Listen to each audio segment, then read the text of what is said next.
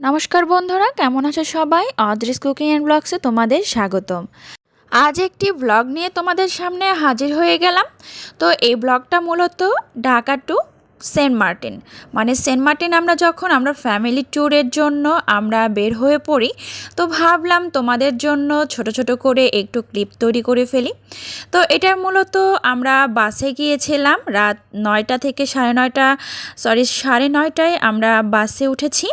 তো আমরা জার্নির পথটা কিন্তু অলরেডি স্টার্ট করে দিয়েছি। তো তোমাদের সাথে এখান থেকে আমি স্টার্ট করব এবং এখানে খুঁটিনাটি তোমাদের সাথে অনেক কিছু শেয়ার করব। আমরা কিভাবে গেলাম, কোথা থেকে কোথায় আমরা পৌঁছেছি, বা কিভাবে আমরা কোন বাসে গিয়েছি, বা কিভাবে সেখানে পৌঁছালাম, কতটুকু সময় লাগে, এরকম সব কিছুই আমরা ছোট ছোট করে ক্লিপ তোমাদের দেব।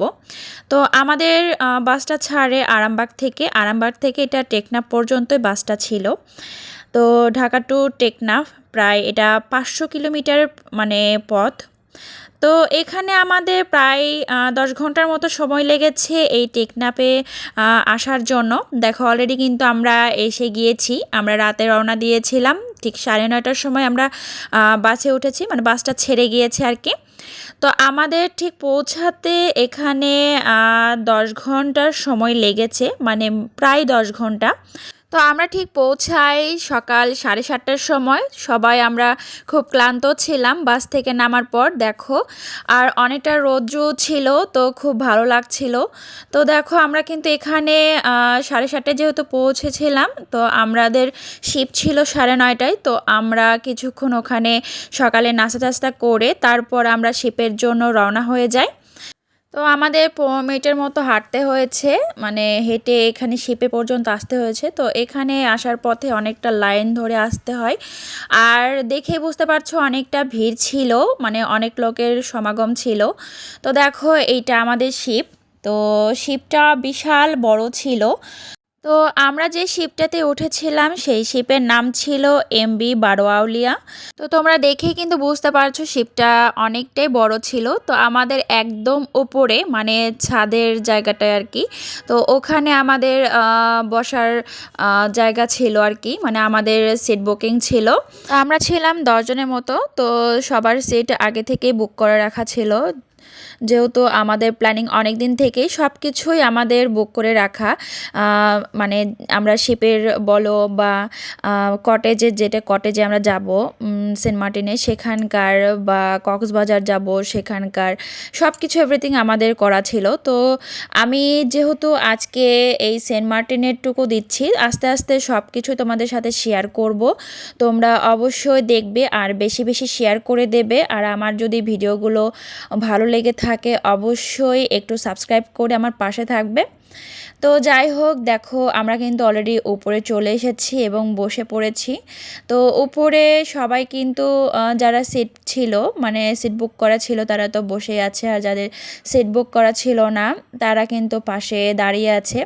তো আশেপাশের বসে থাকলে কিন্তু সেরকম ভিউ দেখা যায় না। দেখো দূর দূরান্তে কত সুন্দর একটা ভিউ, দেখলেই যখন আমাদের লঞ্চটা মানে জাহাজটা ছেড়ে দেয় তখন আমরা কিন্তু দেখছিলাম যে এই পাশের ভিউগুলো বা ওই পাশের দুই পাশের ভিউগুলো কিন্তু অনেক সুন্দর লাগছিল। আর বিশেষ করে দেখো এই যে বক বক বলো বা অন্য কোনো পাখি, আমি এটা পাখির সেভাবে নাম জানি না। তো এই পাখিগুলো দেখো কত সুন্দর করে উড়াল দিয়ে এই শিপের পাশে পাশে দিয়ে ঘুরছিল। বিশেষত্বটা হচ্ছে অনেকে যারা খাবার চিপস নিয়ে যায়, তো তারা কিন্তু এই চিপসটা দিচ্ছিল জন্যই কিন্তু এই পাখিগুলো কিন্তু পেছন পেছন আসছিল, তাছাড়া কিন্তু আসতো না। তো দেখো খুব ভালো লাগছিল। পাশ দিয়ে কিন্তু এরপরে একটা শিপ যাবে, তো ওদের পিছনে পিছনেও যাবে, কারণ ওরাও খাবার দেয় জন্য। তো দেখো অসাধারণ লাগছিল, এজন্য মানে প্রকৃতিগুলো খুব ক্যাপচার করার ইচ্ছে হচ্ছিল, কিন্তু ভয় করছিল যে যদি ফোন হাত থেকে পড়ে যায়, এরকম তো ভয় থেকে যায়। তো অনেকটা দূর থেকেই তুলছিলাম, তো সেভাবে হয়তো তোলা হয়নি। তো এই টেকনাফ নদীটা আসলে নাফ নদী থেকেই মানে শব্দটা হয়েছে আর কি, মানে নাফ নদীর জন্য এই জায়গাটার নাম টেকনাফ হয়েছে। তো আসলে টেকনাফ জায়গাটা অনেক সুন্দর আর এখানকার পরিবেশটা অনেক সুন্দর। তোমরা দেখে বুঝতে পারবে যে আসলে প্রকৃতিটা অনেক সুন্দরভাবে সাজানো হয়েছে এরকম মনে হয়। তো দেখতে দেখতে হঠাৎ করে আরও চিলগুলো দেখো একদম মানে ঘুরে ঘুরে চলে আসছিল। তো আস্তে আস্তে কিন্তু একটা দুইটা থেকে কিন্তু অনেকগুলো চলে এসছে। তোমরা দেখো, দেখলেই বুঝতে পারবে কত সুন্দর লাগছিল চিলগুলো। চিল কিনা আমি জানি না, শিওর না, তোমরা দেখলে বুঝতে পারবে। অনেকে যারা চেনো অবশ্যই কমেন্ট করে জানিও যে এগুলো কি পাখি। তো আমার কাছে মনে হচ্ছিল এগুলো চিল, মানে চিলেরই একটা প্রজাতি এরকম হবে কিছু একটা। তো দেখো কত সুন্দর করে এরা এই যে চিপস দিচ্ছিল, তো ওরা ছুটে ছুটে আসছিল চিপসগুলো খাওয়ার জন্য। তো প্রকৃতির মাঝে কিন্তু এরা দেখো কত সুন্দর একটু মানে দোলা দিয়ে যাচ্ছে এরকম লাগছিল। সমুদ্রের ঢেউয়ের সাথে এগুলো এত সুন্দর লাগছে যা বলার বাইরে। তো মাঝে মাঝে কিন্তু অবশ্যই সবাই এভাবে হঠাৎ করে ছুটির মধ্যে পাড়ি দিয়ে দিতে পারো, একটু মন থেকে রিল্যাক্স বা একটা রিফ্রেশমেন্ট চলে আসে মনের মধ্যে। তো অবশ্যই তোমাদের কাছে বলবো যে ছুটি পেলেই এরকম নদী, যারা পাহাড় পছন্দ করো, পাহাড়, সমুদ্র, মানে যেটা তোমাদের ফেভারিট ভালো লাগে সেটা কিন্তু অবশ্যই দেখার জন্য একটু হলেও সময় সবার বের করা উচিত। তো সমুদ্রের পাশে ঠিক যতদূর চোখ যায় ততদূর দেখো কত সুন্দর প্রকৃতি। তো যত গভীরে যাচ্ছে মনে হচ্ছে প্রকৃতি আরও বেশি সুন্দর হচ্ছে। তো হঠাৎ করে আমার মেয়ে বলছে আমিও একটু দেখবো মামনির সাথে, তো ওর মামা ওকে নিয়ে পাশে আসলো। দেখো কতটা ভিড় করেছে সাইটে সবাই এই প্রকৃতিগুলো অনুভব করার জন্য, দেখার জন্য, মানে মনোমুগ্ধকর জিনিসগুলো আসলে স্মৃতিতে গেঁথে রাখার জন্য। এভাবে সব সময় তো সবাই হয় না সময়, তো সময় করে যখন আসে সবাই কিন্তু রিল্যাক্স করতেই আসি আমরা। তো এখানে সাইডে দাঁড়ালাম, তো আমার মেয়েও দেখো এখানে ওর মামার সাথে দাঁড়িয়ে পড়েছে এখানে। তো ওরও খুব মজা পাচ্ছিল যে সমুদ্রে এসেছে, আর ওর তো জল বলতে খুব ফেভারিট, মানে জল নাড়তে পারলে আরও বেশি ভালো লাগে। তো যাই হোক, ও প্রথমবার এবার মানে ওর লাইফে প্রথমবার ও সমুদ্র দেখছে। তো আমরা দেখতে দেখতে ঠিক পৌঁছে গেলাম মেন গন্তব্যে। তো এখানে পৌঁছাতে আমাদের প্রায় 1.5 থেকে 2 ঘন্টার মতো সময় লেগেছে। তো আমরা প্রস্তুতি নিচ্ছিলাম যে নামবো এই জন্য। তো আমরা ঘাটের কাছাকাছি এসে আমরা দেখছিলাম যে কতটুকু এসেছি। তো এই ঘাটটার নাম ছিল ঝেটি ঘাট। তো আমরা ঝেটি ঘাটে পৌঁছে গেলাম, আর কিছুক্ষণের মধ্যে হয়তো 5 মিনিট লাগবে। একদম স্লোভাবে যাচ্ছিল এইটুকু, যেহেতু অনেক স্পিডে এসেছে একদম ঘাটের কাছে এসে একদম আস্তে আস্তে এই ঘাটে পৌঁছে গেছে। আমরা কিন্তু এখান থেকে আস্তে আস্তেই নেমে গিয়েছিলাম কারণ অনেকটা ভিড় ছিল। তো নেমে যখন দাঁড়ালাম তখন মনে হয় স্বস্তি পেলাম, কারণ অনেকটা ঠেলাঠেলির পর লাস্টে আমরা এখানে পৌঁছেছি। তো অনেকটাই ভিড় ছিল, সেহেতু আমরা ভাবছিলাম যে আগে অনেকটা মানুষ চলে যাক, কারণ অনেকটা চাপাচাপি হয়ে যাবে, যেহেতু আমরা অনেকটা চাপাচাপি করেই নেমেছি। তো সেহেতু আমরা ভাবছিলাম আগে অনেকটা মানুষ চলে যাক, তারপরে একটু ভিড়টা কমুক, তারপর আমরা একটু রিল্যাক্সে যাব। তো আমরা এক সাইডে অনেকক্ষণ দাঁড়িয়েছিলাম সবাই মিলে, তারপর আস্তে আস্তে দেখো আমরা হাঁটছিলাম। তো পাশে দেখলাম অনেকগুলো সাম্পান। তো সাম্পানগুলো কিন্তু দেখতে খুবই ভালো লাগে। আর এই পাশে দেখো স্পিড বোটগুলো আছে। তো সমুদ্রের মাঝেও আর কি অনেকে স্পিড বোটে উঠে অনেক সাইটে যায়। তো দেখো অনেকগুলো কিন্তু, আর সাম্পানগুলো কিন্তু সব থেকে বেশি ভালো লাগে এই সাম্পানগুলো। তো দেখো আমরা কিন্তু প্রায় পৌঁছে গেছি একদম কটেজে, আমাদের মেন যে কটেজটা আমরা যেখানে ছিলাম আর কি, সেই কটেজটা। তো এই কটেজটা কিন্তু আমাদের এই জেটিঘাট থেকে 400 মিটার হেঁটে উত্তর বিচের দিকে। তো আমাদের কটেজটায় আমরা পৌঁছে গিয়েছিলাম। তো এরকম কটেজ কিন্তু একদম অন্যরকম পরিবেশ এনে দেয়। তো আমরা তো এর আগে অনেক রকম হোটেলে থেকেছি, তো এখানকার থেকে এই পরিবেশটা একদমই আলাদা। মানে প্রকৃতিতে এসেছি, একদম প্রকৃতির টানটাই একটা অন্যরকম। তো আমরা দেখো চলে এসেছি একটু ওয়েট করে, মানে 5 থেকে 10 মিনিট আমরা রেস্ট নিয়েছি, তারপরে কিন্তু চলে এসেছি আমরা বিচে স্নান করব বলে। তো আমাদের আস্তে আস্তে একটা বা 1:30টা সামথিং এরকম হয়েছিল। তো দেখো আমরা কিন্তু সবাই চলে এসেছি। তো আমার তো মনে হচ্ছে যেহেতু আমরা ঘুরে চলে এসেছি, তো তারপরে কিন্তু তোমাদের জন্য ভয়েস ওভার করছি। তো এখন কিন্তু যখন ভয়েস ওভার করছিলাম মনে হচ্ছিল যেন আমি এই জায়গাতে আবার চলে যাই, মানে সেন্ট মার্টিন আমাকে আবার মানে হাত বাড়িয়ে ডাকছে আর কি। তো খুব ইচ্ছে করছে, আমার তৃপ্তিও হয় নাই সেভাবে যে মনে হচ্ছে যে আবার একটু ঘুরে আসি। তো যাই হোক, আবার হয়তো সেভাবে কোনো একদিন যাব। তো সেদিন খুব আড্ডা হবে, ঘোরাঘুরি হবে, তো সেদিন আমার মন মাইন্ড আবার ফ্রেশ হয়ে যাবে। তো দেখো আমরা কিন্তু সবাই বিচের ধারে, মানে এত আমি বলতেই পারছি না, মানে এত সুন্দর একটা মোমেন্ট আমাদের সৃষ্টি হয়েছিল যে অনেক মানে দীর্ঘ প্রতীক্ষার পর আমরা পৌঁছে গিয়েছি সেন্ট মার্টিন। তো দেখো আমার মেয়ে কিন্তু বিভিন্ন পোজ দিচ্ছে, স্টাইল করছে, আর কি বলবো, বলার কিছু নেই, সে তো পুরাই খুশি, মানে আমার থেকে ও দ্বিগুণ বেশি খুশি।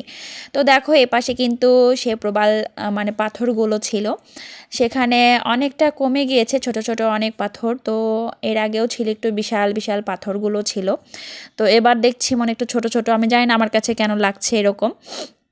তো যাই হোক, এখানে আমরা কিছু পিক তুলে নিলাম। স্নান টান শেষে আমরা বিকেলে খাবার খেয়ে আমরা সন্ধ্যাবেলা বেরোয়েছিলাম একটু মানে রাতের ভ্রমণে।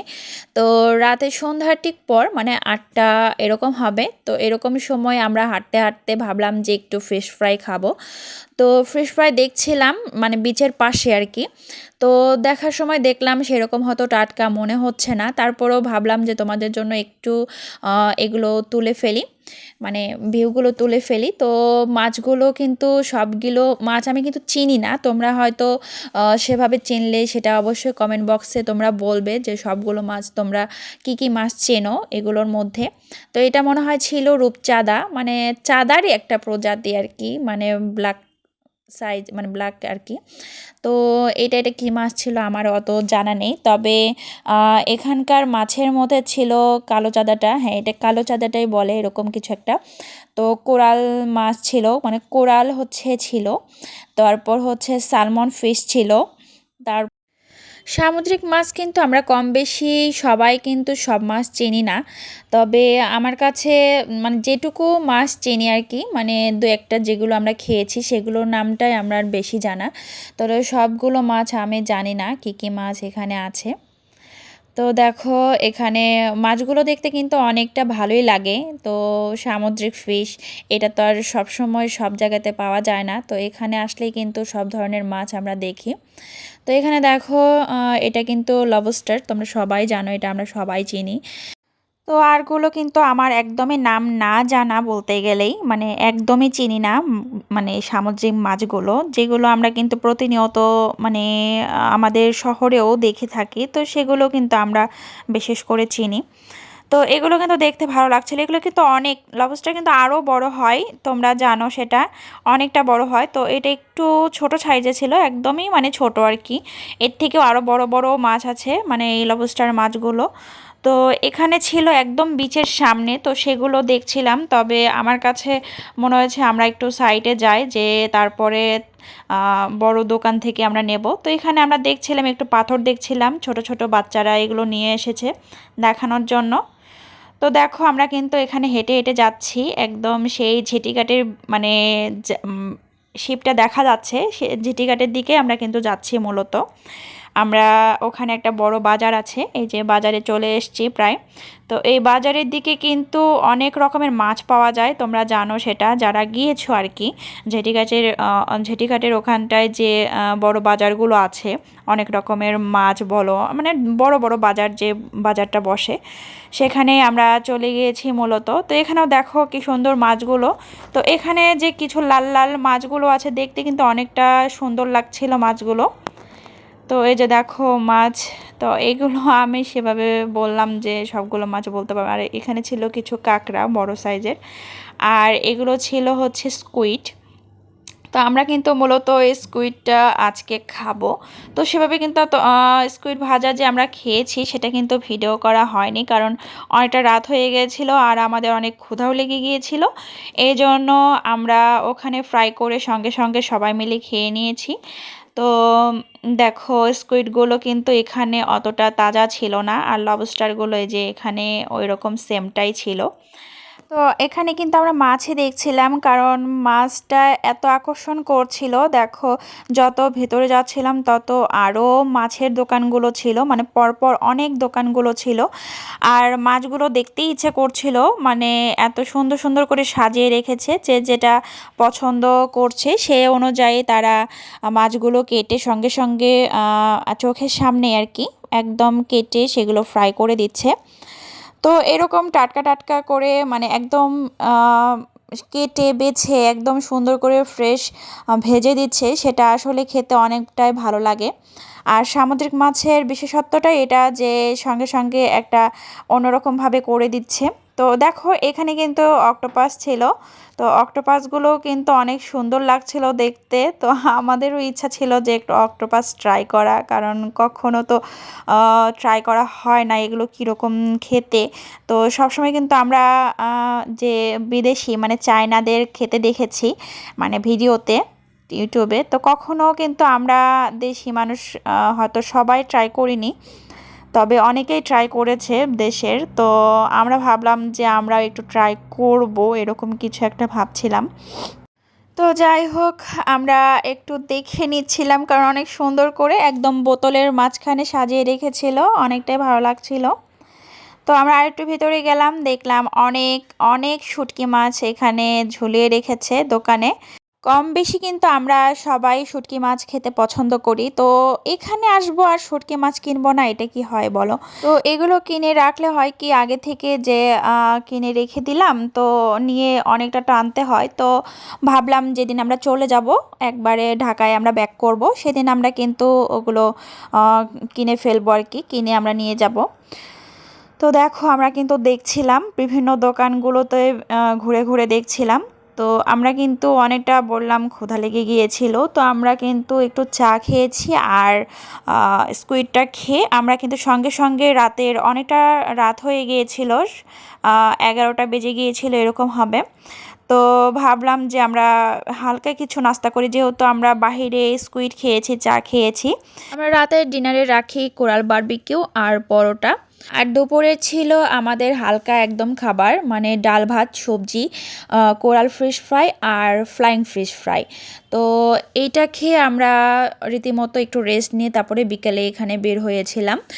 তো যাই হোক আমরা এখন রাতের খাবার খেয়ে আমাদের রিসর্টে আর কি ফিরে যাব।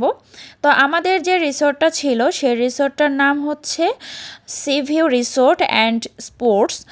তো অনেকটা রাত হয়ে গিয়েছিল, আমরা কটেজে আর কি ফিরে যাই। তো আজকে এই পর্যন্তই তোমাদের সাথে শেয়ার করলাম, কালকে পরদিন থেকে তোমাদের সাথে শেয়ার করব কি কি করলাম, কোথায় ঘুরতে গেলাম, সব কিছু তোমাদের সাথে শেয়ার করব। যেহেতু অনেকটা ভিডিওটা বড় হয়ে যাবে সবটুকু শেয়ার করলে, তো আজকের মতো এতটুকুই থাক। নেক্সট যে আরও ব্লগগুলো আসবে সেগুলোর অবশ্যই আপডেট পেতে সাবস্ক্রাইব করে পাশে থাকা বেল আইকনটি ক্লিক করে রাখুন। আশা করি সবাই সুস্থ থাকবেন, ভালো থাকবেন। ধন্যবাদ।